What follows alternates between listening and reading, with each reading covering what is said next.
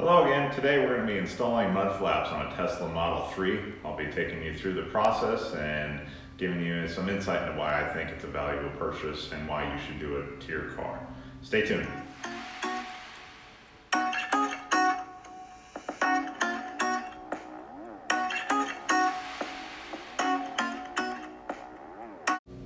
Thanks for joining me again today, guys.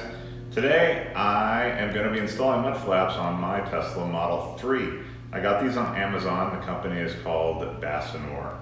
I think I pronounced that right, excuse me. It's either Bassinor or Bassinor. I'm not quite sure. Anyhow, it was about 40 bucks. Looks to be a pretty solid kit. In the box is a little brochure for the company, installation guide. Funny that it's a white Model 3 and they're going to go on a white Model 3. I got a set of, these look like the rear mud flaps.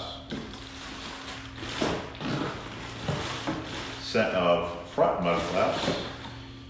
And lots of hardware. So it looks like we will have to drill the car for the front. So I got some screws for the front and I got a whole bunch of extra clips to install these mud flaps. It looks like the installation is going to be pretty straightforward. It looks like one screw on each side in the front side, and then you use existing clips and screws in the rear wheel. I'm a little worried about the clearance, if I'm going to be able to get in there with the rear wheel without having to take that wheel and tire off.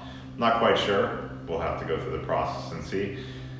So why did I buy this for my car? Well, Teslas are fast. It doesn't matter if you have the standard range one, the long range one, or the performance one. They all accelerate pretty quick.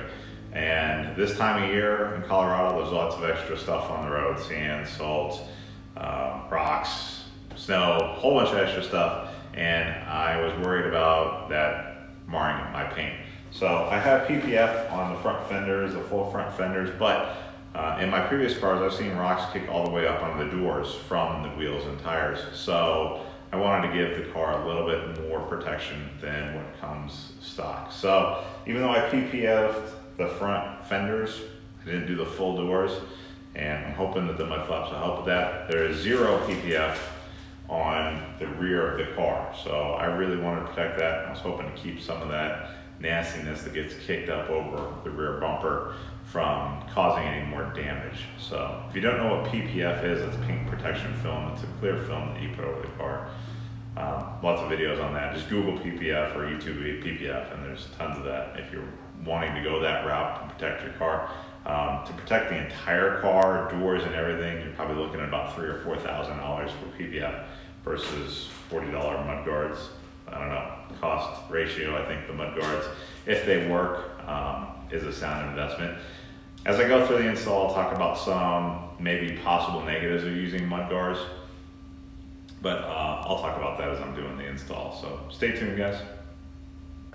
Okay, so I went around and I placed all the different mud flaps in the different positions for the car. They are marked. It does say FR here, so that's front right, and they're marked. All of them are marked, and I go around and I place each piece at that corner. If I'm doing something like this, I find it a little easier and I don't pick up the wrong piece and end up trying to put on a piece that doesn't work. So it just looks like I have to pull out these two pop rivets. They're plastic, they're not hard to get out. I have a trim removal tool that I'm going to try and use it on. It looks like you can just do it with a flathead screwdriver though. And then I'll have to drill one hole here. This is not metal, this is a hard plastic. It's kind of a fender liner from Tesla. And it looks like that's what I'll be going into because there's nothing really hard here behind it. So I got my drill ready. I got a small drill bit. Doesn't tell you what size drill bit to use. I'm just going to use a pretty small one. The screws aren't very big at all. And let's see how quickly I can get this on. So the way that these work is you want to pop the center out. So there's two. There's an outer ring and then there's a center.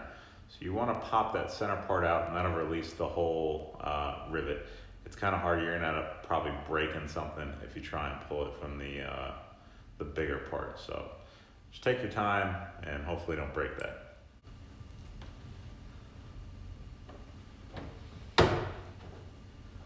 That piece pops into the fender pretty well.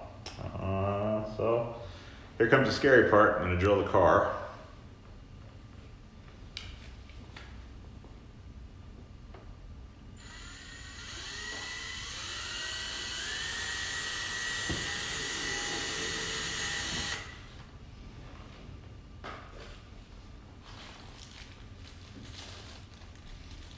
Like I said, that's pretty soft plastic. It's not much of an issue at all drilling that.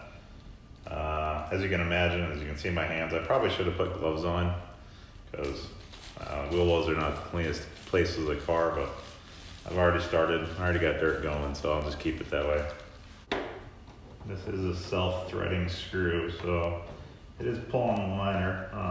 I wouldn't aggressively over-tighten this since there's no real backing there. I think it's just one of those, you get a little snug and then stop. There we go. There we go. Wow, that took a little bit. Not hard, I just didn't want to go in for some reason. I'm going to tighten this screw up just a little bit more. Again, I caution you to not really crank on this thing. That seems pretty good. So, it's a mud flap, it's on. We'll go to the rear. All right, so onto the rear. This one looks like you only use one pop rivet here, and then maybe one on the bottom here. Oh, that's an actual nut there. So, not the best instruction, so I'll have to get a wrench to get that nut off. That'll make me feel a little bit better because I was kind of worried how I was going to hold on by one just plastic little pop rivet, and then this little clip will pop in here. So I'm going to go find the wrench that I need, and I'll tell you what size you need, and I'll be back in just a moment. Alrighty, so it's a 10mm bolt. It goes on the bottom of the new mud flap here. So it's just on the bottom of the car here. I'm not gonna try and get the camera underneath there, but it's just a 10mm, easy access. This, by the way, I got this kit off of Amazon too also. If you don't have one of these sets, these are really good things to have. They're,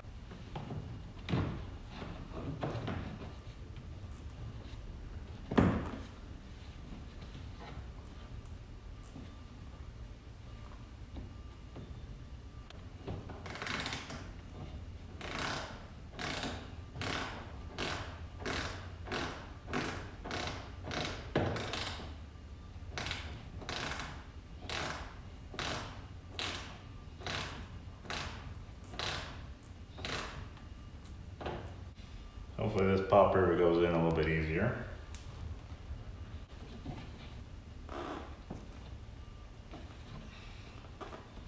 Alright. So this is what the mud flap looks like on the rear. Not too ugly. Looks like it's going to provide a really good amount of coverage, honestly. I don't think it takes too much away from the car. I don't know. It's not perfect, but it's not bad.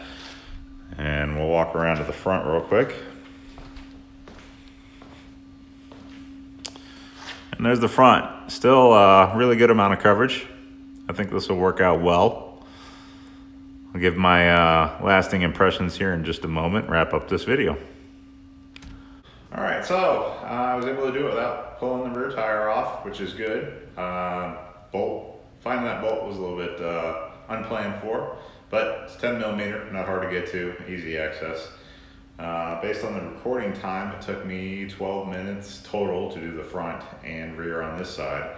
So I'll probably be able to do the other side just a little bit quicker because I know what I'm looking at now. Don't have to search for that 10mm wrench. So half an hour to install mud flaps seems like a pretty good deal.